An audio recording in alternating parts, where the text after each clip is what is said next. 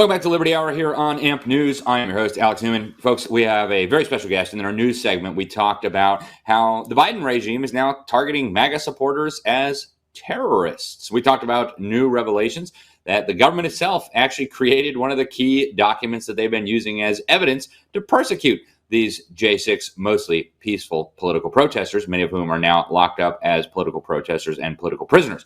Well, joining us now is Terry Newsome, a man who's been on the receiving end of this madness. He's also the president of the Illinois chapter of U.S. Parents Involved in Education. It's called Illinois Parents Involved in Education. He's a great American. He's a great patriot. He's a father. And he has been on the front lines of so many of these battles, exposing the porn in the schools, trying to stop the indoctrination of children. He also was there for January 6th and was targeted by the regime. In fact, he was put on a terrorist list where he had to get all kinds of horrific scrutinies and things by the TSA, trying to get on an airplane. And folks, it just gets crazier and crazier. Terry, welcome to the program. Thank you so much. So before we go any further, tell us what happened to you. What did the government do to you in terms of treating you like a terrorist for your political activism? Yeah, last December 17th, my family and I were traveling out to America Fest, for Charlie Kirk's event. And that's when I learned I was put on this, I was considered a domestic terrorist, totally unknown to me. But, I'm a platinum flyer American. I also was pre-check for like 10 years. And then there was a Southern Poverty and Law Center hit piece by an Antifa associate who works for Southern Poverty and Law Center. And then some of his Antifa buddies, they have a site called Sedition Hunters, and they have images. It's a network of Antifa associates. And I was at January 6th with a retired police officer who asked me to go peacefully. We didn't do anything wrong. And then they started tagging the FBI, saying that I tried to overthrow the government. Matter of fact, the author from Southern Poverty and Law Center even lied in one of his tweets, saying that when we asked Terry Newsome why he tried to overthrow the government, we got no response. Number one, he never asked me. I never spoke to the guy. And it's a lie. And I didn't try to overthrow the government. And I was back in my hotel. And we were back in our hotels before we even learned anyone got into the Capitol. There's the Jason Chansley, if you see on the right on the screen there, that's an Antifa or a Fed totally covering his body. He's yelling in his megaphone, everybody take pictures, show the world. Well, I think we all know what happened with those pictures that were taken and spread on the internet. A lot of people, I'm assuming, went to jail for the pictures that were being taken by that guy who was agitating at 12:31 on the west side of the Capitol when people were approaching. Oh, there's Ray Epps right there in this video clip. That's my police officer buddy carrying Blue Lives Matter flag. And what's funny about that? There's been some new stuff coming out in these tapes. We've had a lot of testimony now. We've had the former chief of the Capitol Police say, federal agents were crawling all over that place.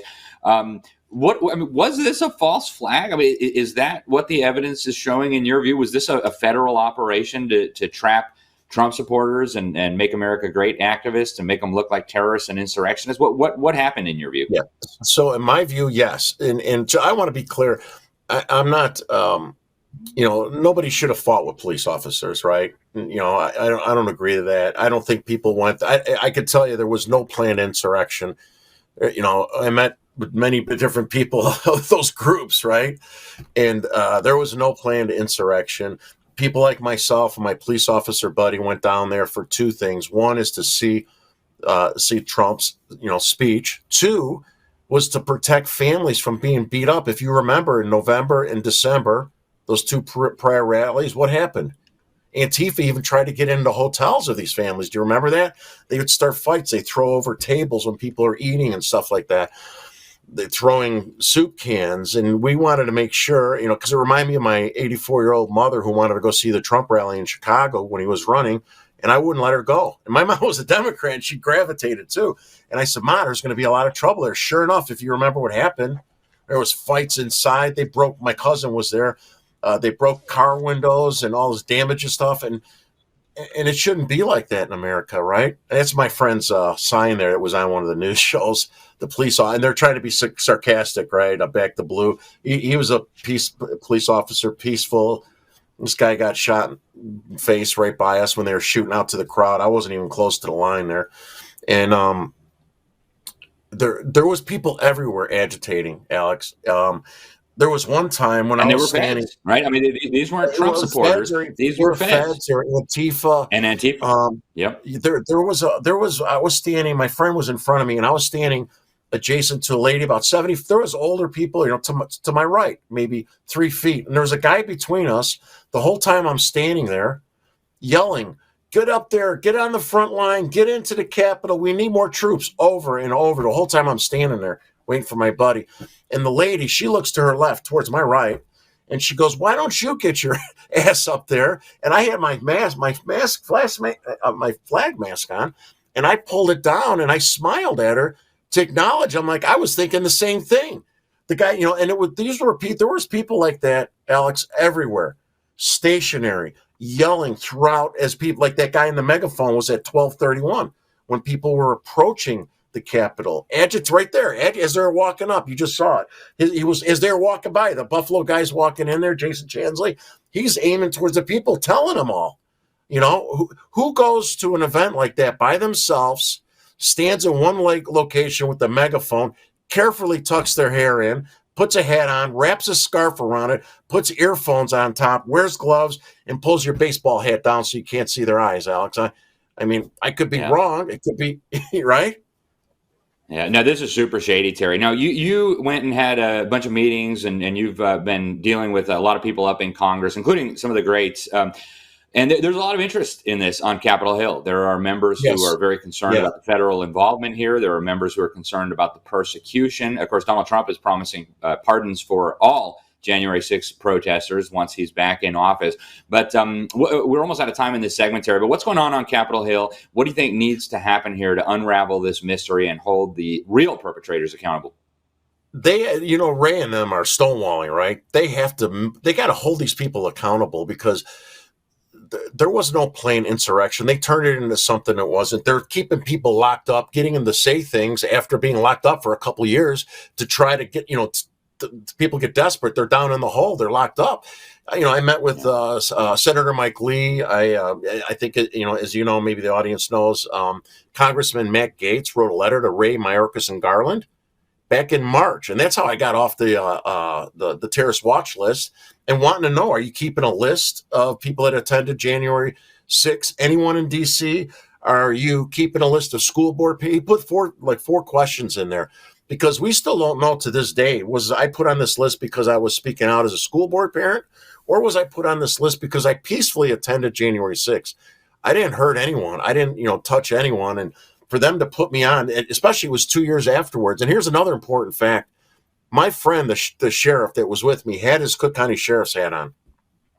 Within weeks after January 6th, his boss was approached by the FBI with our pictures, and they asked him about him. And his old boss, he said, "Well, so-and-so retired. He's a great guy." As soon as they found out he was retired, there was no interest of speaking to him. Number one, we didn't do anything wrong, but we really believe that if, in fact, he was still an active police officer, Alex, they would have arrested him on some trumped-up bull, just because he was an active police officer from the city of Chicago. And, this is so bad, Terry. It's so bad. And people need to realize, first of all, any one of us could have been wrapped up in this January 6th thing. And if they get away with this, you all are next. I'm next. Terry's next. We're all next, right? When Joe Biden goes on TV and says MAGA domestic extremists are a threat to our democracy, they're serious, folks. Just yesterday, I was riding in the car with a legislator friend of mine, very prominent legislator. In fact, he chaired the GOP conference in the state legislature. He said Antifa tried to run him off the road multiple times to the point where now he's got to have a camera in his car to make sure there's video evidence of this terrorism. Are the Antifa terrorists on the list? No, of course they're not. They're coming for you, Mr. and Mrs. America. Terry, we're out of time in this segment, but tell the folks you've got a great podcast, Behind Enemy Lines. You're doing so much in Illinois to protect children, to protect our country. How can people follow you? How can people support you? The best way to follow me, if you can, on Twitter is at Terry Newsome 357, and then you'll be connected to everything else. And we need to fight because it's like we live in Russia. People have to stand up and defend the people. Nobody should have fought with police, but at the same time, the people that were down there peaceful, that didn't do anything wrong, didn't break anything, that are being demonized as if we're terrorists or trying to take over our country. It's not true. And people have to stand up. Our politicians have to have courage and help us. These guys are sitting there and they're targeting us. They're supposed to arrest another 1,000. Have you heard that, Alex? Yep. Well, I mean, of course, the Republicans gave them $200 million in the omnibus bill as they were on the way out in the end of 2022. $200 million to keep terrorizing January 6th protesters. Folks, this is not going to stop until the American people make it stop. Right now, we've got a chance in Congress to stop funding for this madness. Terry Newsome, thank you so much for joining us. Thanks for all that you do. Every time we pull up, you see stars, you see stripes, you see flags on the cars and the trucks and the bikes. Every time we pull up, we go hard, we outside, we got flags on our arms that are tatted there for life. Every time we pull up, we don't care if you mad, we cherish this land, the haters can't get buried in rags. They set fire to old glory, turning fabric to ash.